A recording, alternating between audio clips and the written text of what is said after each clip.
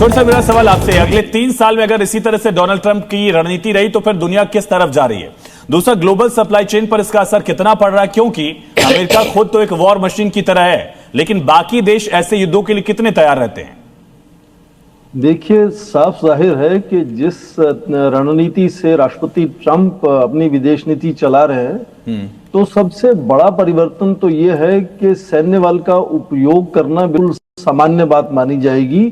अंतर्राष्ट्रीय मंच, अंतर्राष्ट्रीय संगठन, अंतर्राष्ट्रीय कानून शायद कुछ नहीं करेंगे उसके बारे में, और लगातार अंतर्राष्ट्रीय स्तर पर फिर वो हिंसा एक तरह से अलग अलग जगह में फैलेगा। अभी आपके पड़ोस में पाकिस्तान और अफगानिस्तान में खुला युद्ध हो रहा है, और इसी तरह से अभी हमने देखा कि कितने सारे देश उसमें शामिल हो गए जब ईरान ने लगातार हमले किए अलग अलग देशों के ऊपर। तो ये जो नया न्यू नॉर्मल जिसको कहते हैं, उसमें अपने राष्ट्रहित साधने को किसी भी हद तक जा सकते हैं। तो मोटे तौर पर राष्ट्रपति ट्रंप के लिए ये तेल का खेल है, चाहे वो वेनेजुएला हो, ईरान हो। एक जमाने में अमेरिकी कंपनियां वहां तेल के संसाधनों पर पूरा काबू करके बैठी हुई थी। सत्ता में परिवर्तन आया, जैसे क्रांति आई ईरान में, तो उन्होंने अमेरिकी कंपनियों से ये चीजें छीन ली और उनको भगा दिया वहां से। तो मोटे तौर पे तो ये यहाँ पर बड़ी चिंता का है। विनाश लगातार बढ़ेगा जैसा आप देख रहे हैं उस हिसाब से। पर ये कहें कि क्या, जैसा अभी कहा गया कि अमेरिका चाहता है इजराइल को एकदम बलशाली बनाने के लिए, तो आपने जो कहा कि लेबनान में हमले हो रहे हैं इजराइल की तरफ से हिजबुल्लाह के ऊपर, 1982 से लगातार इजराइल कोशिश कर रहा है हिजबुल्लाह से लड़ने की।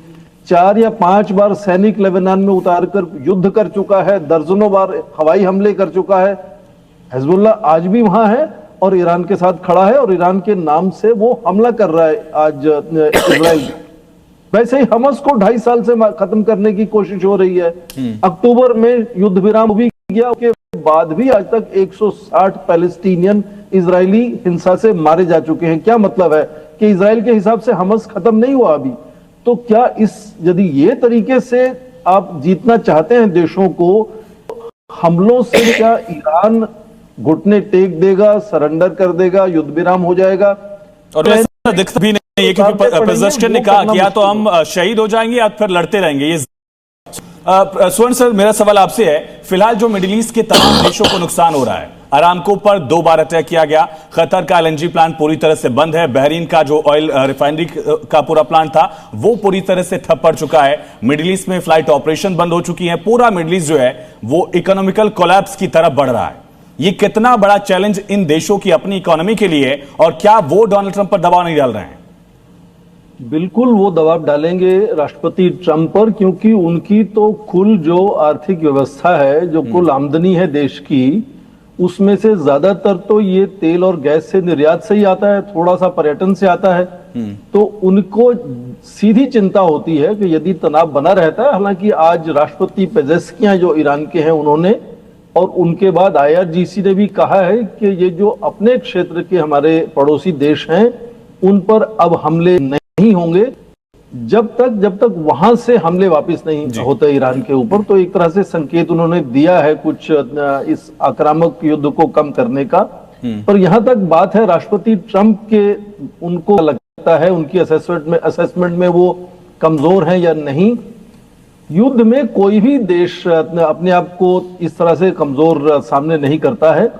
हमेशा से मैक्सिमलिस्ट पोजीशन लेके युद्ध में देश बात करते हैं। और यदि आप देखें सच्चाई, तो अभी आप देखें कि पहले तो यूके के प्राइम मिनिस्टर से टकराव हुआ, फिर स्पेन को कहा कि हम आपसे नाता तोड़ देंगे, अब जर्मनी के वाइस चांसलर ने भी कहा कि हम इस युद्ध में नहीं आएंगे। तो इस तरह से उनके नेटो के जो खास एलाइज हैं वो भी इस युद्ध को गैर कानूनी एक तरह से अंतर्राष्ट्रीय स्तर पर वो कहने की कोशिश कर रहे हैं राष्ट्रपति ट्रंप को। तो राष्ट्रपति ट्रंप की चाहे अंदरूनी असेसमेंट कैसी भी हो, वो इस तरह से मैक्सिमलिस्ट बात तो करते रहेंगे। और जो आपने कहा कि ये जो ऊर्जा के स्रोतों पर भी, जैसे सऊदी अरेबिया में अरामको के ऊपर अटैक हुआ है, युद्ध में ये भी कहना मुश्किल होता है कि कौन क्या कर रहा है। तो क्या ये इजराइल का ही एक कोशिश है कि ईरान को बदनाम किया जाए इस तरह से ऊर्जा पर अटैक करा के? कौन अटैक कर, ईरान ने तो नहीं कहा कि हमने सऊदी अरेबिया पे अटैक किया है। तो बहुत सी चीजें जो हैं वो पर्दे के पीछे रहती हैं, साफ नहीं रहती। जो सामने आपको एक बड़ा हौसला बढ़ाने वाला, मनोबल बढ़ाने वाला, दोनों तरफ से मैक्सिमलिस्ट नैरेटिव बनाया जाता है, वो सच्चाई नहीं होता है। सच्चाई उसके पीछे होती है। और यदि ईरान ने आज ये कहा है कि वो पड़ोसी देशों पर इस तरह के लगातार हमले नहीं करेंगे, तो उसके पीछे जाहिर है कि कुछ सोच है। या तो ये मान ले कि पर्दे के पीछे कुछ बातचीत शुरू होने की उम्मीद कर इसका कारण क्या हो सकता है?